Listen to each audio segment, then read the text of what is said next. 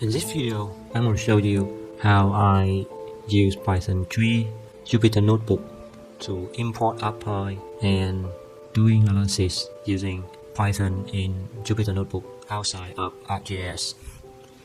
So if you have ArcGIS Pro installed in your machine, you should have this, and you should have this Jupyter Notebook here from Start menu from ArcGIS.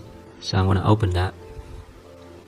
But instead of open that location, I'm going to open Python command prompt, and I'm going to change to D drive, and I'm going to type in Jupyter Notebook, and it's going to bring me, I'm going to open with for example Google Chrome. So here is going to bring me to this side. So I'm going to go to the location that I have a Python script. So here is the location that I have a couple of Python script. So I'm going to open the Python script here. I'm going to put that aside. But in order, so I'm going to put that aside, and this is this side. So in order to run Python script inside Jupyter Notebook, I need to create a new Jupyter Notebook.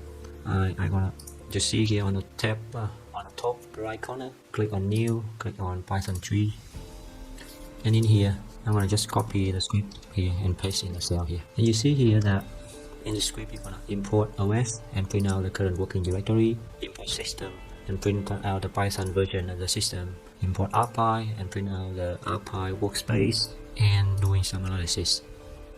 I'm going to run it using this run button, and what's the result here? It print out the current working directory for me, Python version and Arcpy workspace, and the result of analysis. So it's working. So that is the way that I use Jupyter Notebook to import Arcpy with Python 3 using Jupyter Notebook, which is provided by SV new installation of ArcGISPRO. So you can do it, you can working on that and doing GIS analysis outside of SV tool.